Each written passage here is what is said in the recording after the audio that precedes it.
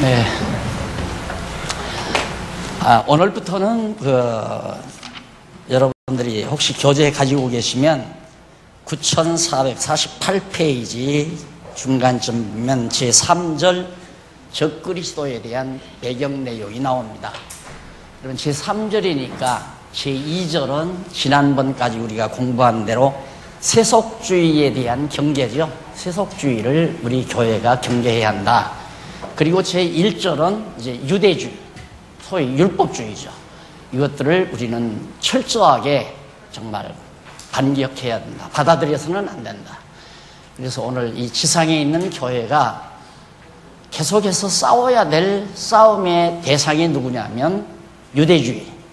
아직도 우리 한국교회 안에도 유대주의가 있거든요. 율법을 강조하는 교회들은 유대주의가 살아있는 교회들입니다. 그리고 교회 안에 세속적인, 이 세속이라고 하는 것은 성경에서 말하는 것 이외에는 다 세속입니다. 모든 것들이 다 세속. 그래서 세상에서 하고 있는 그런 여러 가지 문화적인 또는 정치적인, 교육적인 이런 것들을 교회 안에 받아들인다는 것은 바로 세속적인 것을 받아들인다는 것이 된다. 이게 교회가 부패하고 타락하는 아주 쉬운 요소가 뭐냐면 세속주의입니다. 세속주의는 그냥 슬며시 이렇게 새 들어와도 우리 인간이, 성도들이 잘 의식을 못해요. 당연하게 생각한단 말입니다. 세상에서 하는 일을 오늘 교회 안에서 해도 당연하게. 그래서 급기야는 이제 서구교회가 교회 안에 댄스홀도 만들고 교회 안에다가 여러 가지 백화점도 또한 슈퍼마켓도 수영장도 이런 것들을 교회 건물 안에다가 만들어서 그런 편의시설을 제공함으로 사람들이 교회에 모이게 만드는. 우리나라 같은 경우는 미처 그렇게 다 못해가지고 이제 만약에 큰 돈 가지고 예배당을 짓는 교회가 있다면 아마 그런 건 시설 다 할 거예요. 다 하게 될 거예요. 그런데 이제 그렇게 못하니까 이제 청바지 부대들을 불러들이고 기타 부대들을 불러들이고 연예인들을 불러들여서 성도들을 모으다가 보니까 도리어 큰 피해를 당하고 만 거죠. 그러니까 연예인들이 교회 안으로 들어오는 경우가 있는가 하면 도리어 성도들이 그럴 바에야 차라리 그냥 연예인들이 하는 음악회나 연예인들이 연기하는 그런 연극들이나 드라마를 즐기는 게 낫지 구태여 교회까지 갈 필요가 뭐 있나. 이래서 이제 세속과 교회가 그냥 섞어져 버리는 거예요. 그래서 맑은 물과 흙탕물이 분명하게 차이가 있어야 되는데 맑은 물과 흙탕물이 섞어져 가지고 모두가 다 흙탕물이 되어져 버리는 결과. 이것이 이제 교회 타락이거든요. 그래서 지난번까지 이제 그 분야에 대해서 우리가 공부했는데 오늘부터는 적그리스도에 대해서 철저하게 배격해야 된다. 왜 그러느냐면 사도 요한이 제일 늦게까지 오래 살았잖아요. 요한계시록을 주 95년도에 기록을 했으니까 그때까지 요한이 살았단 말입니다. 근데 마지막 오래도록 살면서 이방 교회들이 이렇게 번창하고 또한 유대인들이 예수를 믿고 그런 것들을 이제 이렇게 보다가 보니까 교회마다 계속해서 유혹자들이 들어와요. 지금 지방에서는 특히 이제 광주에 가보니까 엊그저께 목사님들이 볼 일이 있다고 광주를 가보자고 그래서 갔는데 교회마다 지금 비상이 걸렸다는 거예요. 소위 신천진지 새천진지 하는 세력이 교회마다 다 들어와 있다는 거예요. 그래가지고 지금 그것을 어떻게 탐색해서 내모는 일이 교회 가장 중요한 일이 지금 되어 있답니다. 근데 그것뿐만이 아니잖아요.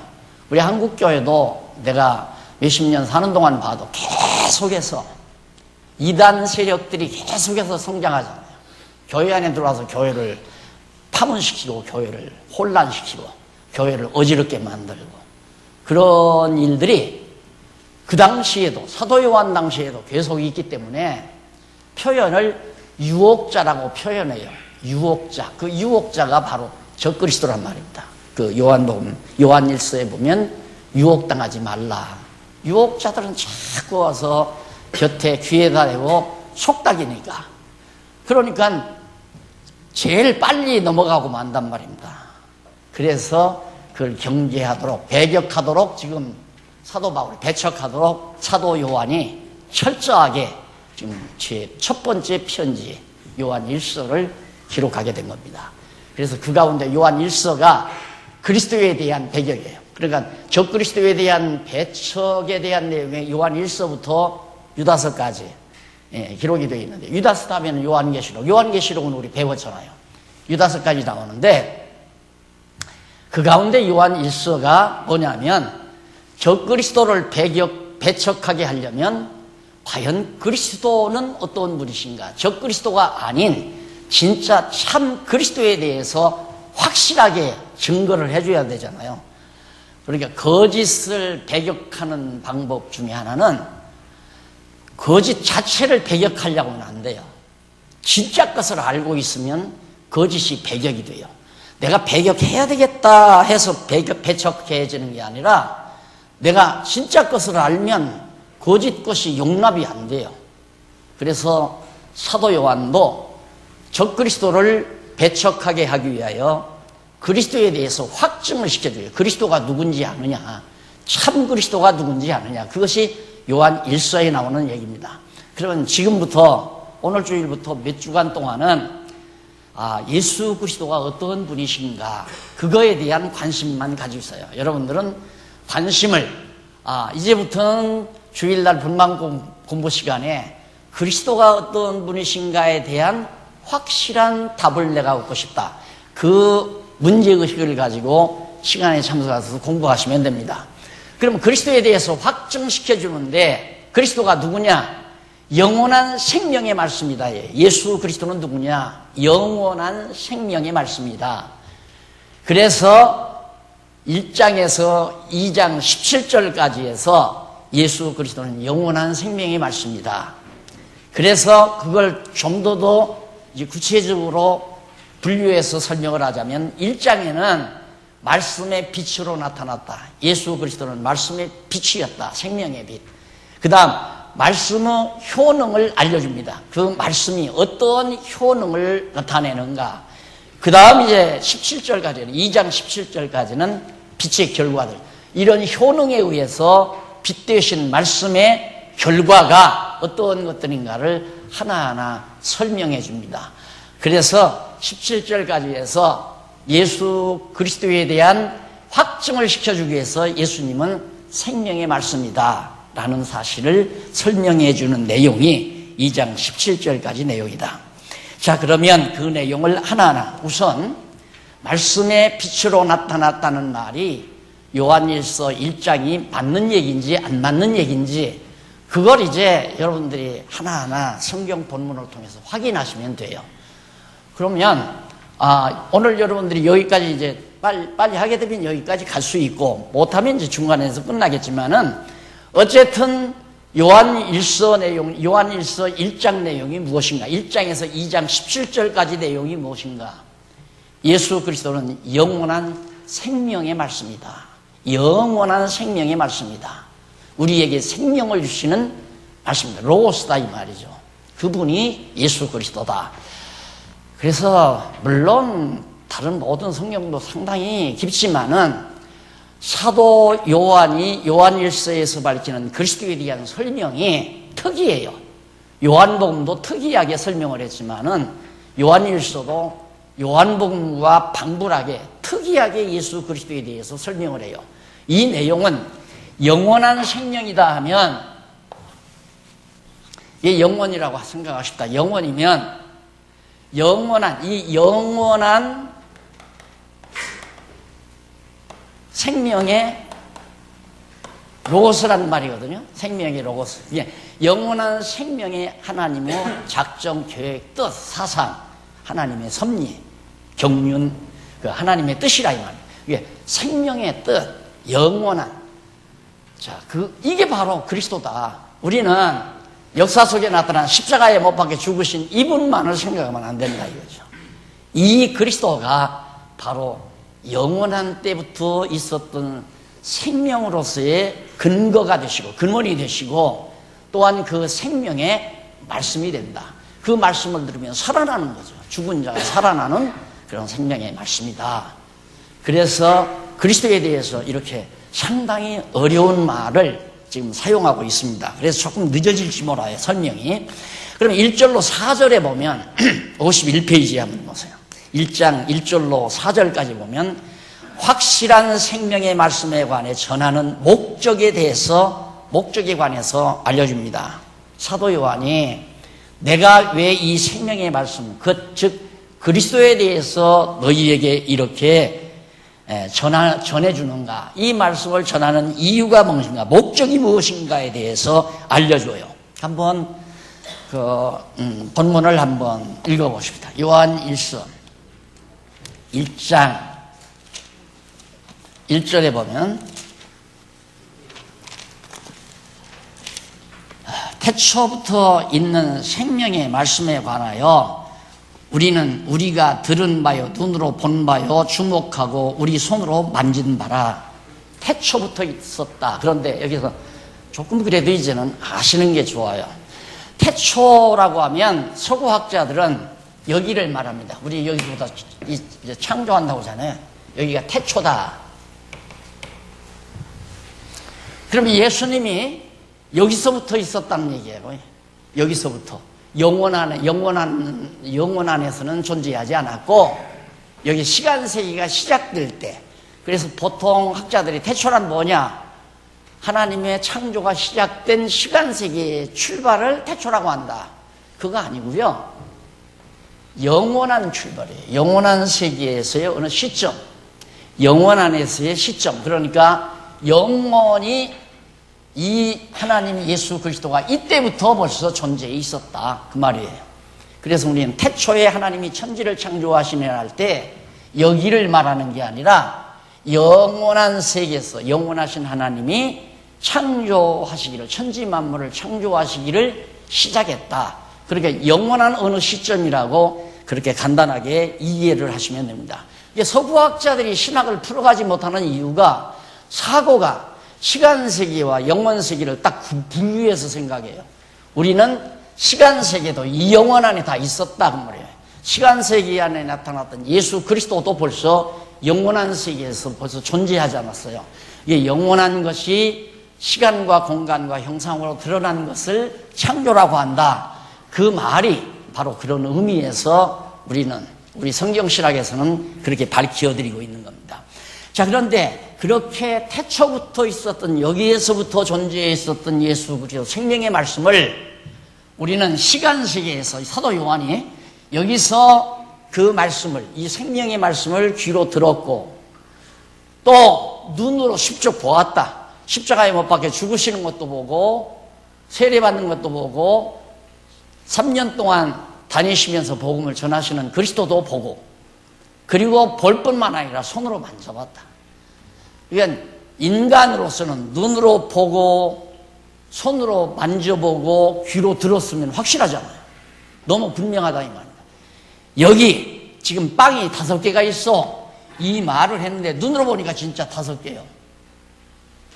그리고 저 사람이 빵 5개가 있다는 말도 귀로 들었어요. 하나하나 만져보니까 진짜 5개가 맞아요. 그러면 확실하잖아요. 그러니까 예수가 생명의 말씀이라는 것, 그리스도가 생명의 말씀으로 영원한 생명의 말씀이라는 사실을 확실하게 증거해 줍니다. 내가 눈으로 귀로 듣고 눈으로 보고 손으로 만져봤던 애야. 이런 그리스도를 내가 너희에게 전해준다. 그 얘기죠. 그러면서 계속해서 사도 요한은 이 생명이 나타내신 바 된지라, 이 생명이 때가 되매 2000년 전에 마리아의 몸을 통해서 이 세상에 나타나신 바 됐다. 그러면서 너희에게 이 생명을 우리가 보았고 증거하여 너희에게 전하노니, 너희들에게 왜 이 그리스도, 생명이신 그리스도를 전하는가? 그 이유는, 이는 아버지와 함께 계시다가 우리에게 나타내신 바 된 자니라. 왜냐하면 여기 영원한 때 이 하나님 아버지와 함께 이 그리스도가 계시다가 이 세상에 나타내신 바 되기 때문에 내가 이것을 너희에게 전해주는 이유다. 전해주는 것이다. 예, 저 그리스도들이 와가지고 저 예수가 십자가에 못 박혀 죽으신 예수가 그리스도가 아니라는 얘기예요. 그건 그리스도가 아니고 가짜다. 이렇게 자꾸만 와서 유혹을 하니까 사도 요한이 그게 아니라는 사실을 지금 확증해 주고 있는 겁니다. 자, 그 다음에 이제 계속해서 보면, 우리가 보고 들은 말을 너희에게 전하면, 왜 우리가 두고 손으로 만지고 눈으로 보고 귀로 들은 말을 너희에게 전해주는가? 너희로 우리와 사귐이 있게 하려 함이니 우리의 사귐은 하나님 아버지와 그 아들 예수 그리스도와 함께 함이라. 자, 예수 그리스도는 저 그리스도는 하나님과 함께하고 있다. 여기 그리스도가. 생명의 말씀이니까 하나님과 함께 있었잖아요. 요한복음에도 보면 태초에 말씀이 계시니라. 태초에 말씀이 계셨어요. 말씀이 하나님과 함께 있었고 이 하나님이 곧 말씀이었다. 그가 곧 그리스도다. 그래서 그리스도와 하나님이 하나이다. 그러면 이 그리스도를 너희에게 사도 요한이 너희에게 전해주는 이유가 뭐냐? 우리와 함께 사귐이 있게 하려고. 그 말은 성도의 교제를 통해서 주님의 몸된 교회를 이루게 하려고. 그 말이에요. 이 성도의 교제라고 하는 것은 하나님과 그리스도와 함께 하는 거예요. 그리스도의 지체가 되니까 우리가 그리스도의 지체가 되는 거 아니에요? 지체가 되면 그리스도는 하나님과 함께 하는 거고, 그래서 하나님과 그리스도와 우리가 다 하나로 어우러져서 머리 대신 그리스도로부터 생명의 유기적 관계를 가지고 살아가는 사귐이, 이 친교가 이루어지는 것이다. 뭐 밥 같이 먹고 담소 같이 해서 교제 나누는 건 안 믿는 사람들도 다 해요. 나하고 취미가 같아서 자주 만나 밥 먹고 싶은 거, 그거 안 믿는 사람에게도 그런 거 다 있단 말입니다. 근데 오늘 우리 그리스도 안에서의 사귐은 뭐 나에게 저 사람이 잘해준다고 해서 사귀어지고 잘못해준다고 해서 안 사귀어지고 그건 아니에요. 내가 그리스도와 하나가 되다 보니까 그리스도와 나한테 잘못하는 사람이라고 해서 그리스도에게서 떨어져 나간 사람은 아니잖아요. 그건 착각이죠. 나는 그리스도에게 붙어 있는데 저런 사람은 그리스도와 떨어져 있다. 이러니까 결국 그렇게 생각하면 막 죽이니 살리니 하고 상대방을 그냥 정말 다 부정해버리고 상대방을 미워하게 되고 상대방을 욕하게 되고, 그런 결과가 왜? 그리스도와 하나님과 함께한 상태가 아니기 때문에 그 얘기가 지금 앞으로 계속해서 나와요. 그런 얘기가. 그래서 물론 저도 오늘 여러분들에게 그리스도를 사도 요한이 전한 이 그리스도의 말씀을 전하는 이유는 물론 심리적으로 우리가 지금 차례로 공부하면서 하니까 이 말씀이 나왔지만 당연히 주님의 몸된 교회를 세우기 위해서 전해지는 거 아니겠어요? 이렇게 말씀이 전해지지 아니하면 우리 인간은 계속 인간적인 생각을 할 수밖에 없어요. 저 사람은 아무개를 더 가까이 해. 나는 저 사람 싫은데 저 사람은 저 사람을 가까이 해. 그러니까 나는 이 사람을 싫어. 이런 거라면 세상이나 똑같죠. 세속주의가 교회 안에 확 몰려온 거란 말입니다. 그러니까 어차피 완전하지 못한 우리 인간이 모였기 때문에 순간순간 좀 우리가 서로 미워할 수도 있고 서로 갈등을 빚을 수도 있어요. 그러나 우리가 이런 말씀을 배우다가 보면 내가 육체의 소욕에 많이 기울어져 있었댔구나. 그러면 내 자신이 자꾸 각성이 되잖아요. 아니다. 이건 아니다. 나는 저 사람이 미워하지만 예수님은 저 사람을 위해서 십자가 지고 피 흘리신 분이야. 그런데 내가 밉다고 해서 그 사람은 예수님에게서 떨어진 사람이고 나만 예수님에게 붙어있다고 생각하면 그건 착각이란 얘기예요. 그래서 말씀을 깨달으면 교회가 하나가 안 될래 안 될 수가 없어요. 서로 미워도 하나가 돼요. 결국은 서로 미워도 이건 육신의 소욕이었겠구나. 육신의 소욕의 종로로 되고, 우리가 자주 사탄의 종로로 하잖아요. 남 미워하고 남을 저주하고 또 정말 남을 욕하고 이런 건 다 순간순간 사단의 종로로 가는 거거든요. 그래서 예수님도 베드로 뭐 금방 베드로 칭찬했다가 나중에 예수님들은 십자가 못 박혀 죽지 말라 그러니까 십자가에 못 박혀 죽으시지 마십시오 그러니까 사탄아 물러가라 해버리잖아요. 사탄아 물러가라. 네가 그 순간 지금 사탄에게 매여 그따구 소리 한다 이 말이죠. 우리도 자주자주 사탄의 종로로 가잖아요. 가정에서도 마찬가지예요. 가정이 시끄럽다는 것은 남편에게 마귀가 들어갔든가 아내에게 마귀가 들어갔든가 둘이 다 마귀 종로로 가든가 그래서 자꾸만 싸우고 교회가 가정이 시끄러운 거 아니에요. 교회도 똑같은 거예요. 다 하나님 믿고 다 한 예수 생명의 말씀이신 그리스도를 믿는다고 하면서도 왜 성도 간에 성도끼리 서로 화합을 못하는가, 사귀지 못하는가, 죽어도 그 사람하고는 밥 먹기가 싫어. 그런 상태들이 지금 내 속에 마귀가 역사하는구나 이렇게 생각해야 되잖아요. 저는 미워 죽겠어. 저 인간만 보면 막 손이 떨려. 이게 바로 마귀의 종로로 하는 것들이란 말입니다. 그러면 우리가 다 하나님을 아버지로 모시고 그리스도의 지체로서 그리스도와 하나님이 하나가 됐다면 이게 하나님 나라고 이것이 지상의 교회란 말이죠. 그러나 지상에 있는 동안 인간이 육신을 가지고 있기 때문에 서로 잘났다고 싸우게 되고 서로 앞서려고 그러고 서로 지배하려고 그러고 서로 높아지려고 하고 그래서 상대방을 깔아뭉개려고 하고 그래서 교회가 여러 가지 어려운 일들이 벌어지는 이유가 다른 거 하나도 아니에요. 알고 보면 서로 싸울 일이 하나도 없는 거야. 다 그리스도 안에서 사귐이 있게 하려고 말씀을 전한다니까. 그러니까 교회에 온 교회 성도들이 그리스도 안에서 올바른 성도의 친교를 가지게 하려면 같이 말씀을 열심히 공부하면 돼요. 하나님의 말씀을 사도 요한이 한 말씀을 자꾸 듣게 되면 너나 할 것 없이 미워지는 마음이 점점 사라져버리고 한 마음 한 뜻에서 따뜻한 마음으로 부드러운 마음으로 생겨가지고 아무개 집사 식사 같이 해.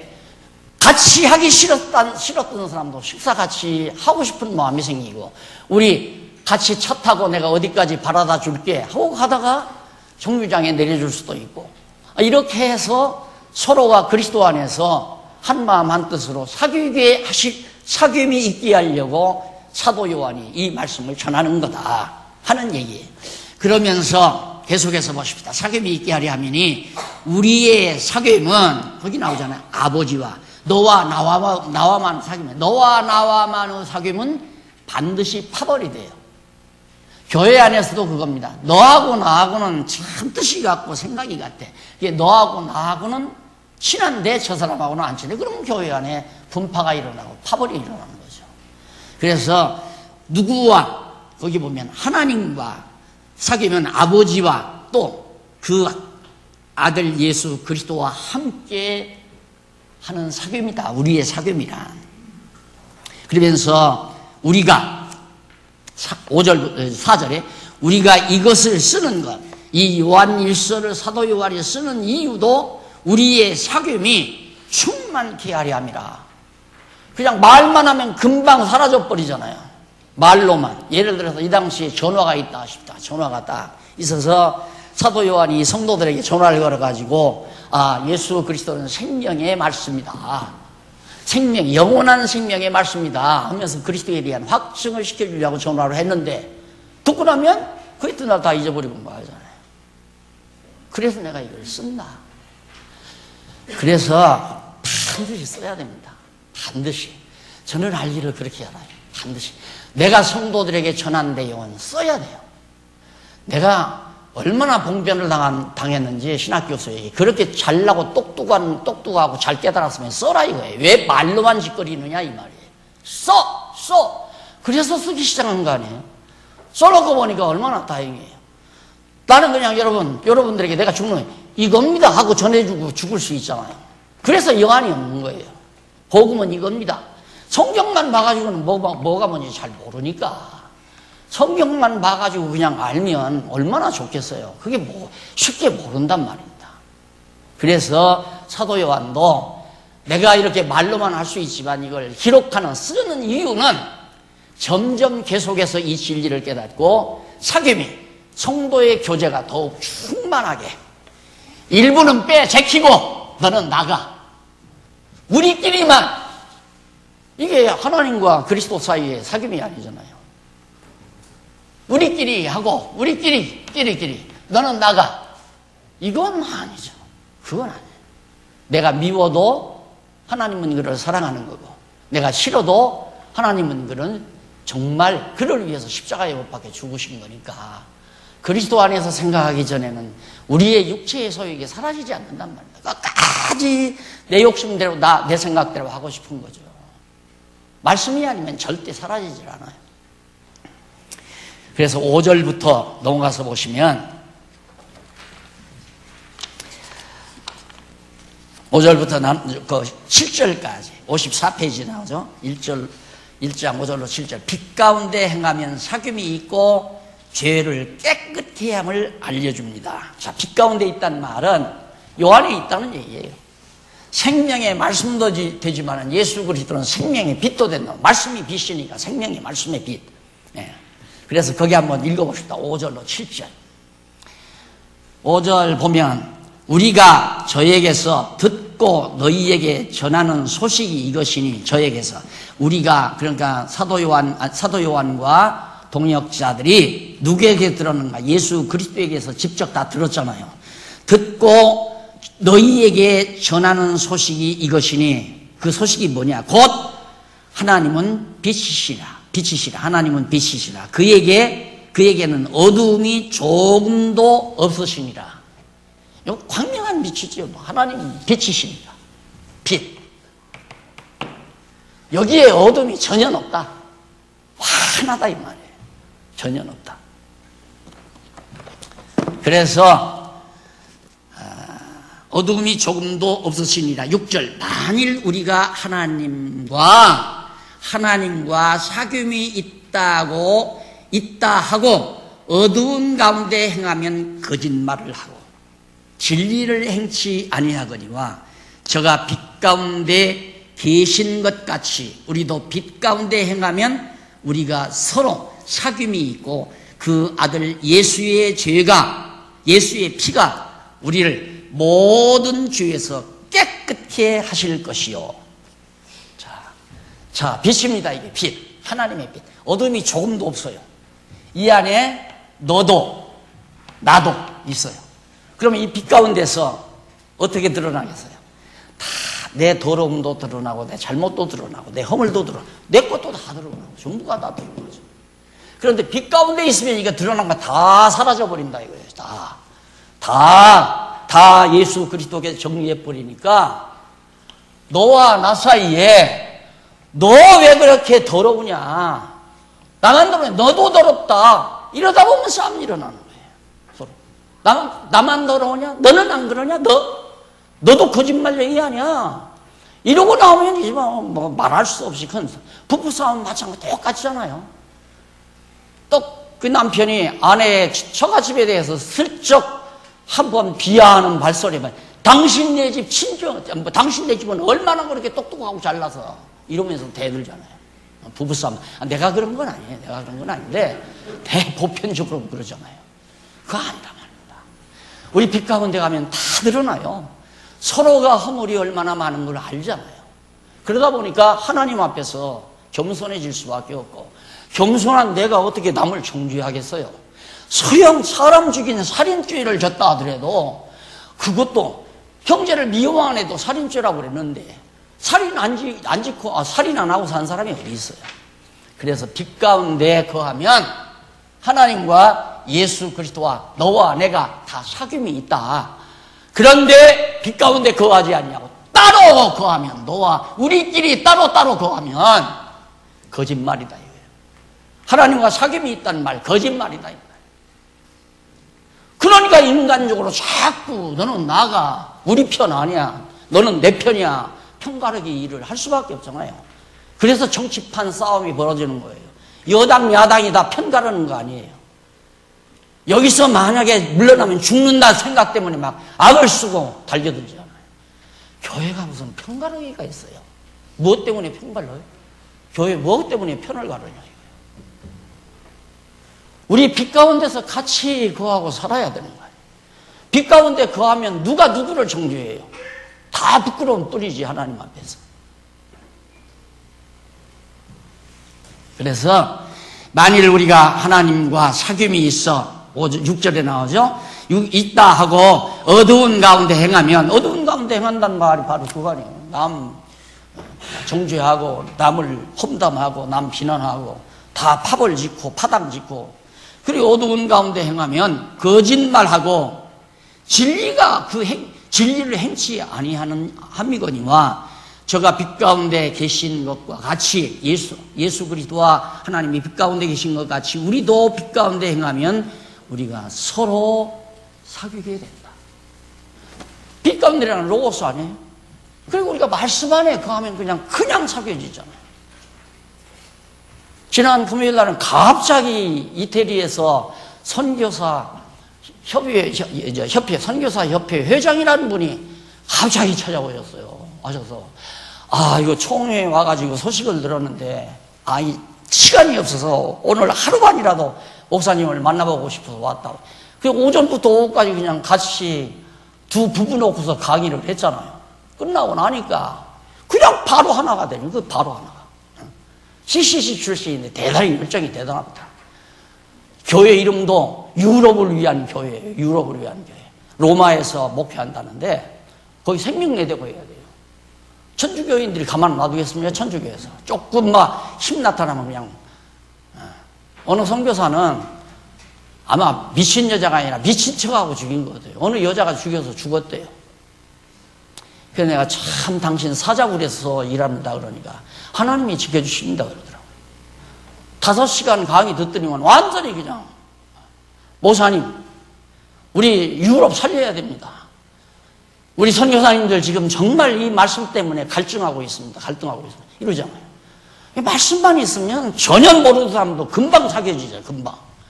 말씀 다 잊어버리니까 서로 미워하고 증오하고 시기하고 질투하지, 말씀 그대로 있으면 왜 시기 질투가 나와요?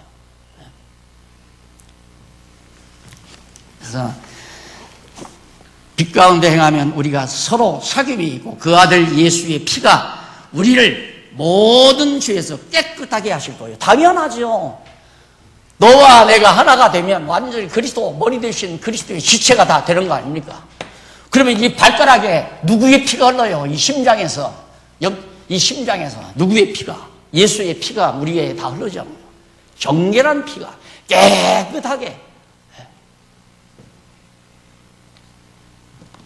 그런데 이렇게 깨끗하게 놓은 성도를 정죄하고 험담하고 자꾸 비난하고 이런 것들은 다 어두운 일들이란 말입니다. 어두운 일. 우리 빛 가운데 살아야 되잖아요.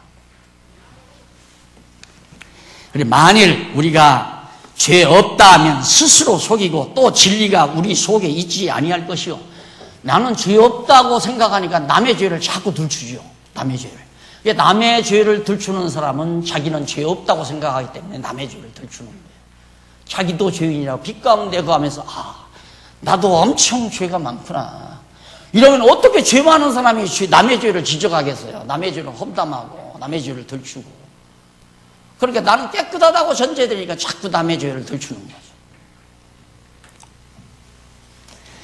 그래서 만일 우리가 우리 죄를 자백하면, 거기서 여기 굉장히 중요한 내용 하나가 있습니다. 자백하면이라는 말이 나오죠.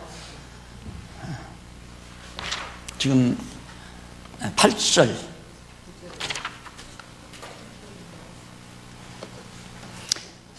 저기 56페이지 9456페이지 밑에서 세 번째 줄 앞부분에 보시면 여기 자백이라는 말은 헬라어로 호몰로게오란 말이에요. 이건 나 헬라어 잘 못해요. 그러나 요즘은 사전들이 참 좋아서 내가 실력 자랑하기 위해서 하는 얘기는 아닙니다.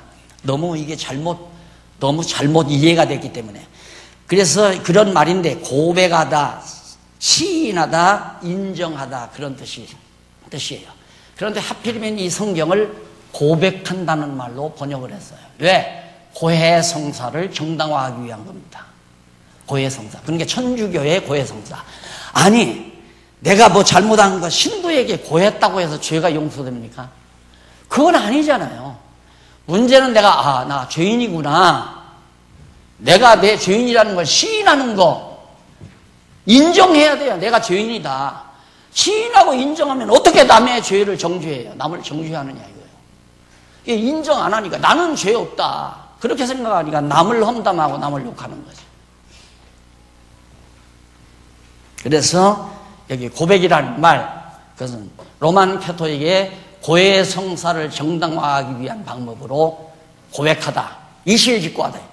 이렇게 구멍 뚫어놓고 신부 앞에 가서 나 어젯밤에 술집 여자하고 술을 마셨습니다. 고백을 해야 돼요. 근데 되게 들어보면 심각한 건 고백을 안 한대요. 심각한 건 고백 안 하고 고백해도 별로 그저 평이한 거 이런 것들을 그냥 고백하는데 어느 천주교인이 그래요. 믿어지질 않는데요. 진짜 이렇게 하면 죄가 용서가 되는 건지, 정말 저들이 말하는 대로 하나님이 살아계신지, 그런다고 그 천주교인이 지금 자꾸 일주일에 한 번씩만 날 만나달래요. 그래서 참 매 일주일마다 만나면 두서너 시간은 또 얘기를 해줘야죠. 한 사람하고. 해주기로 했는데 안 믿어지죠. 믿어질 리가 없죠. 그래서 그런 문제들. 그래 8절 한번 계속해서 9절. 만일 우리가 우리 죄를 자백하면, 자백이라는 말이 바로 고백한다, 말로 고백한다, 그런 말이 아니라 시인한다, 인정한다. 내가 죄가 있다고 인정하라 이 말이에요. 저는 믿으시니 의로우사 우리 죄를 사하시며 모든 불의에서 우리를 깨끗하게 하실 것이요. 이 말씀 때문에 부흥사들이 부흥회를 마치면 오늘은 내가 특별 기도를 해드리겠습니다. 무슨 기도? 막 죄를 지적하다가 다른 죄는 다 용서했다 이거죠. 그런데 낙태 죄는 용서하지 않는다. 생명을 죽인 죄니까 그거 용서하지 않는다. 그러면 여자분들 얼마 전만에, 지금은 뭐 그렇게 낙태시키는 여자들이 없지만 낙태시킨 여자들이 태반 아니에요, 태반. 그러면서 내가 그분들을 위해서 특별 기도를 해주겠다. 내일 저녁에는 예물 준비해가지고 와라. 그래서 돈 걷고 그랬잖아요. 예물 준비하는데 5만 원도 넣고 10만 원도 넣고 어떤 사람은 50만 원도 넣고 그러고 가지고 와서 목사가 특별 하나하나 불러내서 강단에다 꿇어앉혀놓고 기도를 해요. 주여, 이가 몰라서 어린 생명을 죽였습니다. 이러면서 막 팍팍팍 울잖아요. 그러면 해결됐다 이거야. 당신이 이제 죄가 용서됐다. 이 짓거리들을 한국교회가 했단 말입니다. 그래서 성도들은 다 쏘가버렸고, 날들은 이런 얘기 자꾸 한다고 그러는데 자꾸 나와요. 가끔 가다가 안 하려고 해도 너무 몰라가지고 유혹당하고 속임당하는 걸 보면 안타깝잖아요. 이 자백이라는 말 이거 하나 때문에 그래요. 자백이라는 번역 하나 잘못돼가지고 시인하면 돼요.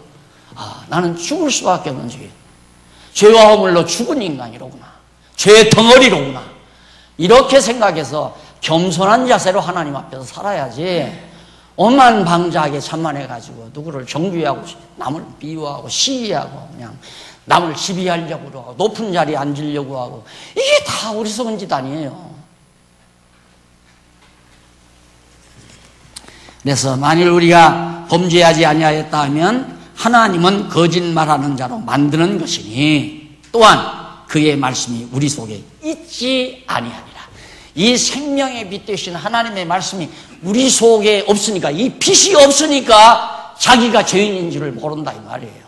그리고 하나님 거짓말쟁이로 만들고, 얼마나 무서운 잘못이에요. 어리석은 거죠. 자꾸 보세요 좀.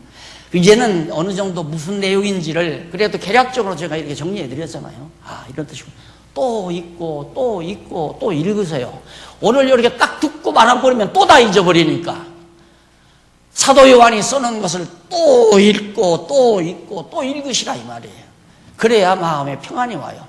미운 사람의 마음도 사라지고, 미운 마음도 사라지고, 시기하는 마음도 사라지고, 남 용서할 마음이 생기는 거고, 자연히 겸손해지고, 잘난 척 했던 것이 어리석은 것임을 깨닫게 되고, 하나님을 거짓말쟁이로 만들었구나 내가. 2장 넘어갔어. 여기 나옵니다. 2장.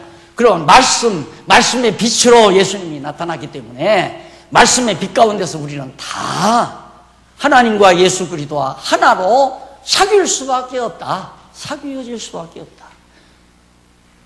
떼내지 아니하고 우리는 하나로 주님의 지체가 될 수밖에, 한 지체가 될 수밖에 없다.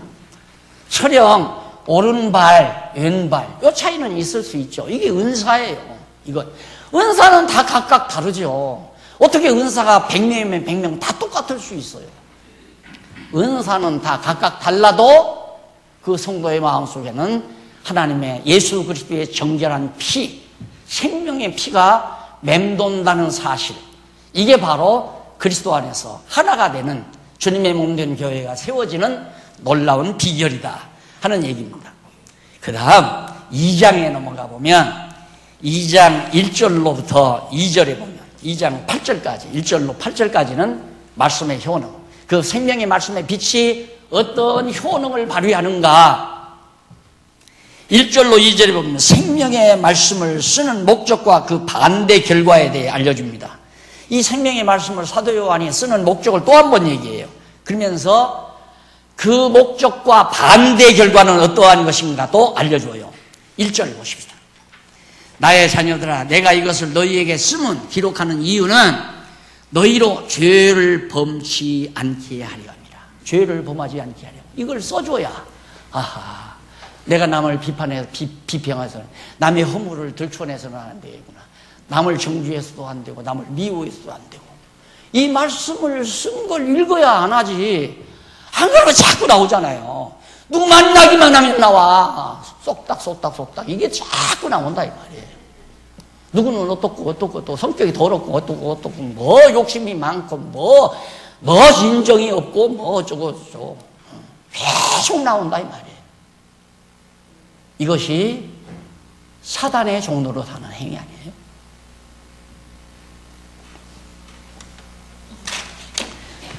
그래서 죄를 짓지 않게 하려고 내가 이걸 쓴다. 만일 누가 죄를 범하면 아버지 앞에서 우리에게 대언자가 있으니 곧 의로우신 예수 그리스도시라. 우리 인간이기 때문에 이럴 수 있어요. 잠시 다 말씀이고 뭐고 다 잊어버리고 예수님이고 하나님이고 다 잊어버리고 그냥 우리끼리 만들어서 이렇게 패거리 작전을 할 수도 있다 이 말이에요. 그럼 그 사람들 지옥 가냐? 그건 아니에요. 인간이니까 저럴 수 있는 거죠. 그걸 뭐 큰일 난 것처럼 난리를 피우고 그럴 필요도 없어요. 다 인간 사회니까 저런 거 있을 수 있다 하고, 나도 과거에 그런 짓 했고 그런 걸 인정을 하면서 차분하게, 하나님께서 저 성령께서 언젠가 저들에게도 깨달음을 주셔서 정말 그리스도 안에서 한 피 받은 한 형제로 한 마음 한 뜻으로 살 날이 반드시 있다고 하는 소망 놓치면 안 돼요. 끝까지 참아야 돼요. 그러니까 끝까지. 왜? 약속 믿고. 어떤 약속? 지금 여기 약속 나오잖아요. 대언자가 있어서 곧 의로우신 예수 그리스도가, 예수님이 여기 있잖아요. 아, 당신의 지체를 버릴 리가 있어요? 예수님이 절대로 당신의 지체 안 버려요. 그래서 또 붙들어다가 깨끗하게 만들어서 당신의 지체 삼아요. 그날까지 참고 기다리면서 살아가는 것이 인내하는 신앙자의 올바른 자태다라는 걸 알 수 있죠. 그러면서 계속해서 2절 보십니다. 저는 우리의 죄를 위하여 화목제물이니 우리만 위할 뿐 아니요 온 세상의 죄를 위하심이라. 여기서 온 세상, 이것도 온 세상이라고 그러니까 그래서 만인구원설을 말하거든요. 예수님은 온 인류를 다 구원한 거다. 그게 만인구원설자들이 그래 생기는 거란 말입니다. 그래서 여기서 온 세상이라는 말은 유대인이나 이방인 헬라인이나 높은 자나 낮은 자나 이걸 말하는 거예요. 그 모든 인간 가운데서 택한 백성을 구원하는 거예요. 택한 백성. 그래서 여기서 온 세상이란 말, 요한복음에도 하나님이 세상을 이처럼 사랑하사 했을 때 세상을 사랑했단 말이 온 인류를 사랑해서 다 천국 보낸다는 말이 아니에요. 온 세상. 그렇게 유대인들은 계속해서 자기들만 구원 얻는다고 그랬잖아요. 택한 백성이니까. 그거 아니다. 온 세상에 있는 이방인들에게도 택한 백성이 있다 이 말이에요. 그래서 세상이라는 말을 사용하는 거거든요. 그래 여기 우리가 2절에 저는 우리 죄를 위한 화목제물이니 우리만 위할 뿐 아니요 온 세상 죄를 위하심이니라. 내 죄도 다 위해서 예수님이 죽으셨다 이 말이에요. 그러니까 너만 내 죄만 용서해주고 이 사람 죄는 용서 안 해줄 거라고. 착각. 저러다가 저 사람 벌받아 지옥 갈 거다. 왜 지옥을 가요? 택한 백성은 설령 어떠한 범죄를 저질러도 하나님이 도로 깨닫게 하셔서 언젠가는 깨닫고 그리스도의 지체로서 한마음 한뜻 되게 서로가 사귀면서, 저는 그래서 이 한국교회 목사님들한테는 엄청 미워했거든요. 교인들 속에 봅니다. 근데 요즘에는 목사님들이 점점 깨달아가면서 많은 목사님들에게 자주 이제 이렇게 찾아오시고, 이 양반들이 벌써 밖에서 연구 모임을 만들어요. 이 성경신학 연구 모임을 각각 배운 분들이 따로 또 여기저기다가. 씨앗이 그렇게 퍼지는 거 아니에요? 우리는 여기 와서만 듣는다고 생각하죠. 아니에요. 지금 이 인터넷 방송을 통해서 엄청난 숫자가 지금 말씀을 공부하고 있습니다. 막 뿌리면 돼요. 막 뿌리면. 어디서 모여서 성경 연구하면 어때요? 어디서 모여서 하든지. 골방에서 모이고, 들판에서 모이고, 다락에서 모이고, 남의 헛간에서 모이고, 안방에서 모이고, 거실에서 모이고, 모일 수 있는 장소에 5명이고, 10명이고, 20명이고 모여서 계속 이 말씀이 온 세상을 향해서 퍼져나가는 날. 벌써 이태리로 갔잖아요. 조금 있으니까 또 중국에서 중국 현지 그 정부로 인정받은 목사님이 또 찾아왔어요. 예, 당신이 상해로 부임한다고. 목사님, 저 상해로 부임한 목사님 모셔다가 우선 성경 강론부터 들어야 되겠습니다. 오실 수 있습니까? 그래서 아니, 계획 짜보라고, 그때. 누가 그거 하지 않잖아요. 막 퍼져나가잖아요. 그냥 온 세상으로. 그걸 내가 다 걷어잡아서 다 날 따르라. 내가 대장이다. 내가 하라는 대로만 해라. 이게 어떻게 그게 그럴 수가 있어요. 그래서 내가 씨 뿌리고 끝난다, 나는. 씨 뿌리고 끝난다. 씨 뿌렸으니까 나 들고 가서 추수하려고도 안 한다, 나는. 씨 뿌리고. 말씀 전해주고 끝난다. 나는 아무 조직도 안 한다. 명단 만들어서 전화번호 줬고 자주 연락하고 수석잘 보내십시오. 제가 단감 한 상자 보냈습니다. 물론 인간적으로 좋은 일이죠. 그런데 그런 것들이 다 이걸 만들더라. 이걸 만들어. 인간적인 사귐을 만들어요. 그러다 보니까 나중에는 왜 저분한테는 단감을 보내드리면 나한테는 안 보냈나? 그러면 이제 삐지기 시작하는 거 아니에요? 진리 안에서 말씀으로 나누고 말씀으로 교제하는 것. 그 이상 깔끔하고 정확한 게 없습니다. 진리가 같으면, 아는 것과 믿는 것이 같으면 하나 되지 말라고 해도 돼요. 다르면 서로가 반목질시해야 돼. 그래서 계속해서 거기 2절까지 해서 그런 말씀이 나왔고요. 그 다음 넘어가서 3절로 6절에 보면 말씀은 지키는 자가 그리스도를 아는 자인 것을 알려줍니다. 이 로고스 되는 이 말씀을 지키는 자, 그 지키는 자는 서로 사랑하라는 거예요. 이걸 지키는 자가 누구냐? 그가 바로 그리스도를 아는 것. 누가 그리스도를 아나? 그리스도를 알았으면 당연히 내가 이분을 알았다. 내가 늘 그랬죠. 안다는 말이 인지한다는 말이 아니라고. 우리 말은 인지한다 이렇게 생각해. 안다 그게 아니고 기노스코란 말은 한 몸이 된다는 뜻이에요. 아내와 남편이 한 몸이 됐다. 나 저분 안다. 그래서 혹시 잘못 알고 나 저 남자 기노스코 한다 이렇게 얘기했다가는 당장 최고랑 차죠. 잘못 말한 거니까. 그 안다는 말은 그리스도와 한 몸이 되셨다는 얘기예요. 그리스도와 한 몸이 되신 자는 당연히 머리 대신 그리스도의 뜻을 따라 행할 수밖에 없잖아요. 이 부분부터 다음 주일에 우리 듣기로 하고 오늘 강의 여기서 마무리하십시다. 기도하십시다. 자비로우신 아버지 하나님, 오늘 또 우리에게 소중한 시간 허락해 주셔서 사도 요한을 통해서 기록으로 남겨놓은 이 놀라운 하나님의 말씀을 같이 상고하며 우리들의 어두운 부분들을 하나하나 점검할 수 있게 하신 것을 감사드립니다. 하나님 아버지, 주님의 몸된 교회를 사랑해 주시기를 간절히 소원합니다. 예수님의 이름으로 기도드립니다. 아멘.